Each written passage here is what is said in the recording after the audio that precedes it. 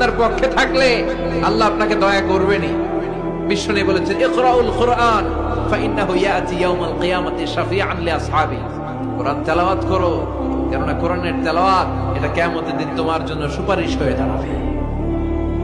নবী বলে, উম্মত জানো, তোমরা যখন নামাজ পড়ো তখন আমি নবীর চোখ শীতল হয়ে যায়। তোমরা যখন নামাজ পড়ো তখন আমি নবীর মন শান্তি হয়ে যায়।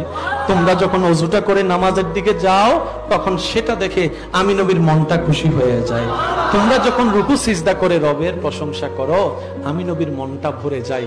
ছেলেকে বোঝাবেন, বাবা ওই যে তুমি মসজিদে আমার সাথে যে সেজদা দাও, কারে দাও জানো?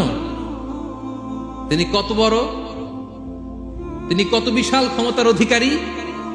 তুমি সামান্য কোনো ভালো কাজ কিংবা খারাপ কাজ এটা যদি মহাশূন্যে উঠেও করো, পাহাড়ের চূড়ায় গিয়েও যদি করো, জমিনকে ফেড়ে সুরঙ্গের ভেতরে ঢুকেও যদি করো, তার চোখকে কঠিন কালেও ফাঁকি দেয়া যাবে। হায় বান্দা, তুমি যখন অসহায় হয়ে পড়ো, আমাকে ছাড়া তুমি আর কাকে ডাকবে? আমাকে ছাড়া ডাকবে কাকে?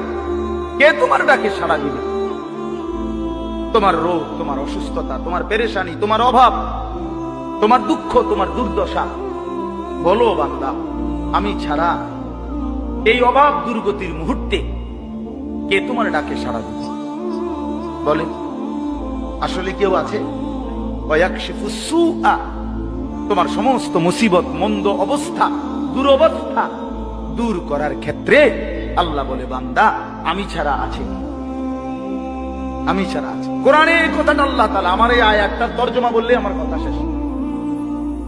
আমি শুধু এই কথাটার তরজমা বোঝানোর জন্যই বলতেছি এই কথাগুলো। মানে আল্লাহ তাআলা পুরা কোরআনুল কারীমে আমাদেরকে বুঝাইছেন, বান্দা আমারে ছাইরো, আমারে ছাইরো না বান্দা।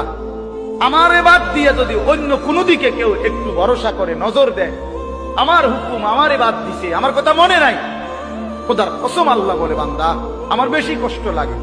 আমি যে সব প্রয়োজন পূরণ করি, করতেছি বান্দা, তুমি কেন অন্যের কাছে যাচ্ছ?